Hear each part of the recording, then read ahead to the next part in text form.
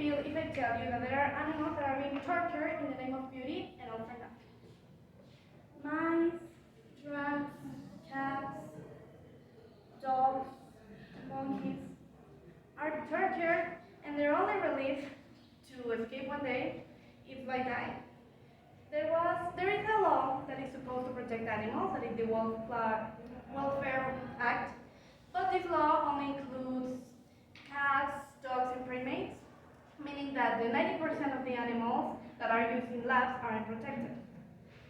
There was this situation in Louisiana where these monkeys were tortured so bad that they started self-mutilating themselves to get rid of the pain that they were feeling. And as I said, it's because of nothing. Because actually there are a lot more modern, cheaper, and easier ways to test products. For example, according to Michael Butler, who is a manager and a scientist at a company of technology, there are models that they can do to imitate the human skin, the pigments, and they can recreate and in an even more accurate way all these products, so they can check if they're gonna work on humans or not. Some others says that it's because of science, because it's the only way of testing pills.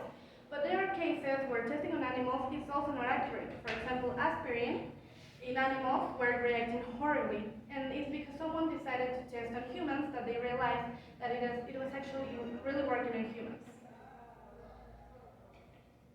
There is also, for example, this case where they were doing sleeping pills, but it was especially for women that were pregnant.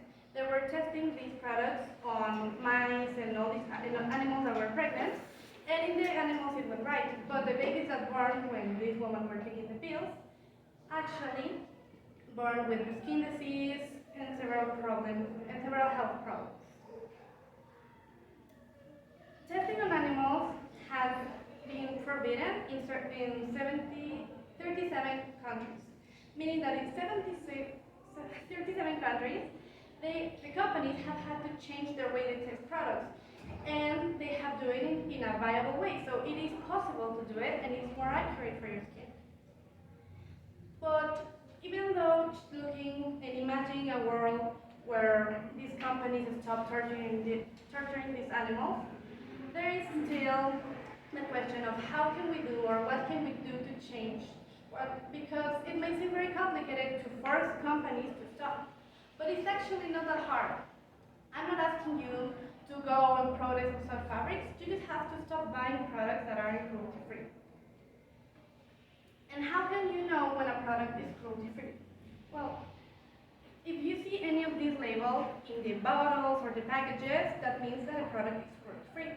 But if you still have questions, you can use the PETA search browser, where you can look for the brand, and there it will tell you if the brand is cruelty-free or not. Even if, in case the brand it isn't registered in the browser, you can just Google it, and as it says that, it will tell you. Some people think that will take them a long time, or that they have to check, or that they have to go to specialized stores, but actually you haven't. For example, you can buy them in the supermarkets, and they are not more expensive, because that's also something that people believe.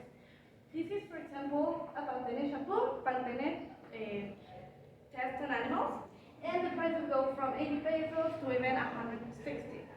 And this is a cruelty-free brand that costs 25 pesos until 45, meaning that it's not a matter of money, it's just of investing just a little time on checking what the products you're using in your daily life, and if they're cruelty-free. If they're not, you can just look for another brand. It won't take you more than 10 minutes, and the feeling you will have after knowing that all the products you're using aren't proof on the cry and on the pain of animals, I assure you it's worth it.